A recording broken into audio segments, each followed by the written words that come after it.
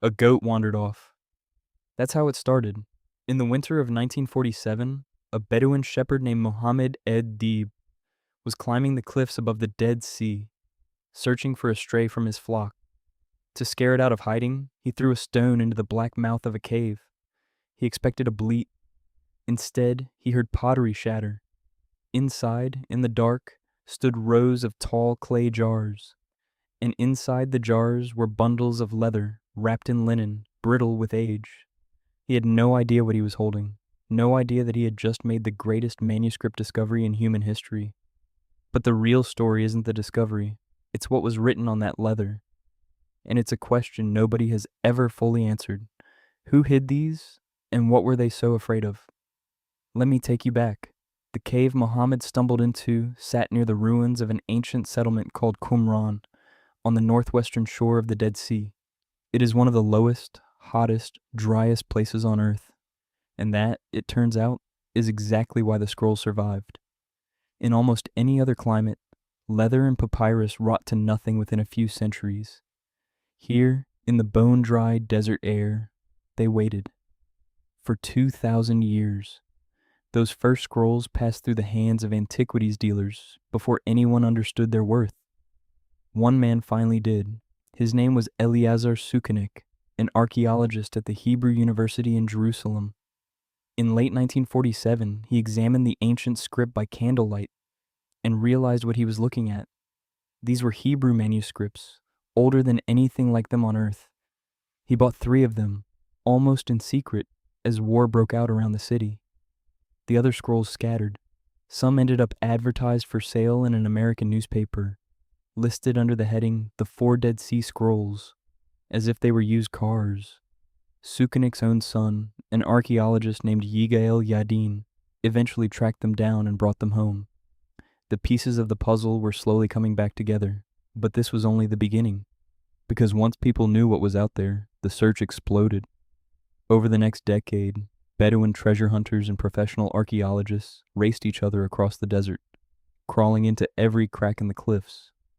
They found cave after cave, 11 in total, and from those 11 caves came something staggering. Around 900 separate manuscripts, tens of thousands of fragments, a library hidden in the rock. A French priest and archaeologist named Roland de Vaux led the first major excavations of the Qumran ruins themselves. He uncovered what looked like a small, isolated community, rooms with long benches, inkwells, and a remarkable number of ritual baths. Whoever lived here, they cared deeply about purity, about writing, and about keeping themselves apart from the world. So who were they? The leading theory points to a Jewish sect called the Essenes. They were religious separatists. They believed the temple in Jerusalem had become corrupt, that the end of the age was coming, and that they alone were the true keepers of the faith. They withdrew into the desert to wait, to pray, and it seems, to copy out their sacred texts, scroll after scroll, by hand. And here's where the mystery sharpens. Many of the scrolls weren't placed gently in those caves. They were hidden, bundled, wrapped, sealed in jars, pushed into the deepest and most inaccessible crevices. This wasn't a library being stored. This was a library being saved from something. The most likely answer is fire and sword. Around the year 68, Roman legions swept through the region, crushing a Jewish revolt. The community at Qumran lay directly in their path. The best guess historians have is that, as the soldiers approached, these people gathered everything they held sacred and hid it in the hills, praying to return for it one day. They never did. And so the scrolls waited, exactly where they were left, for 19 centuries. But of all the scrolls they hid, one is unlike anything else, and it has driven treasure hunters mad for 70 years. It's called the Copper Scroll. While almost every other manuscript was written on leather or papyrus, this one was hammered into thin sheets of pure copper. Why? Because copper doesn't rot. Whoever made it wanted its message to last forever. And the message is not a prayer or a psalm or a law. It's a treasure map. The Copper Scroll lists 64 locations, and at each one, it claims, lies hidden gold and silver, buried during those same desperate days. Tons of it. A scholar named John Allegro, one of the first to study it, became convinced the treasure was real and went looking for it himself. He found nothing. The directions point to landmarks that vanished 2,000 years ago. Under the steps that face east, 40 cubits, a chest of silver. But which steps? Facing east from where? To this day, almost none of the treasure has ever been found. It may be sitting in the ground beneath someone's feet right now, if only they knew where to dig. Or it may be long gone, now. You might be wondering why a few old scrolls in a cave matter so much. They're fragile, they're hard to read. Most of them are religious texts, copied out by a small desert sect. So what? Here's what. Before 1947, the oldest complete copy of the Hebrew Bible we possessed, dated to around the year 1000. That was it. The text that Jews and Christians had been reading for centuries rested on manuscripts that were, historically speaking, fairly recent. And a reasonable person could ask a dangerous question. Over all those centuries of hand copying by tired scribes in candlelight, how much had the words changed? How much had drifted, slipped, been altered, or lost? The Dead Sea Scrolls answered that question directly. Among them was a nearly complete scroll of the book of Isaiah. It is now known simply as the Great Isaiah Scroll, and it is 1,000 years older than the oldest copy anyone had ever seen before, a full millennium. For the first time in history, scholars could lay a 2,000-year-old text beside a 1,000-year-old text and compare them, word for word. What they found stunned them. The two were almost identical. Across 1,000 years of copying by hand, the text had barely moved. A few differences in spelling, a handful of minor variations, but the message, the substance, was the same. The scribes had done their work with an almost unbelievable faithfulness.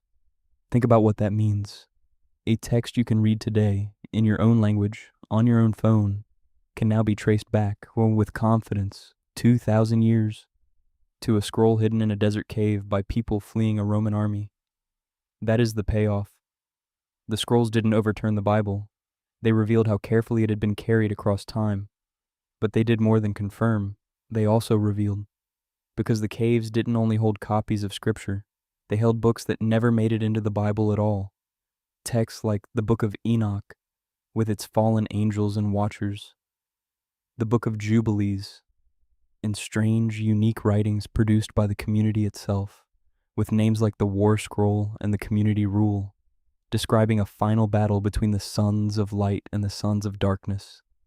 These scrolls opened a window onto a version of ancient faith that had been completely lost, a world far richer and far stranger than the tidy story we inherited. Of course, where there is value, there is forgery. The scrolls became so famous and so priceless that fakes flooded the market. In recent years, even the Museum of the Bible in Washington proudly displayed 16 fragments it believed were genuine. Then scientists examined them closely. Every single one was a modern forgery. Not one was real. It was a humbling reminder of how much we still don't know, and how easily we can be fooled by what we want to believe. So how do scholars sort the real from the fake, and the thousands of tiny fragments from one another? Recently, in a move that sounds like science fiction, a team of researchers led by a biologist named Oded Richavi did something remarkable. They sequenced the DNA. The scrolls were written on animal skin, and by reading the genetic code locked inside the parchment, they could tell which fragments came from the same animal, and therefore likely belonged to the same original scroll, a 2,000-year-old jigsaw puzzle solved by genetics. And the work isn't finished. As recently as the last few years, new fragments have been pulled from caves that everyone assumed were empty. There are almost certainly more out there, still waiting in the rock, exactly as they were left. Which brings us back to the beginning, to a young shepherd throwing a stone into the dark to scare a goat. He wasn't searching for the past. He wasn't a scholar or a treasure hunter or a priest. He was just looking for a lost animal on an ordinary afternoon. And in that one careless moment, he reached across 2,000 years and touched the hands of people who had hidden their entire world in a cave, hoping that someone, someday, would find it. They were right. Someone did. And somewhere in those same hills, beneath the sand, the rest of it may still be waiting. The unread scrolls, the buried gold, the words no one has seen yet. All it takes is the right stone thrown into the right patch of dark.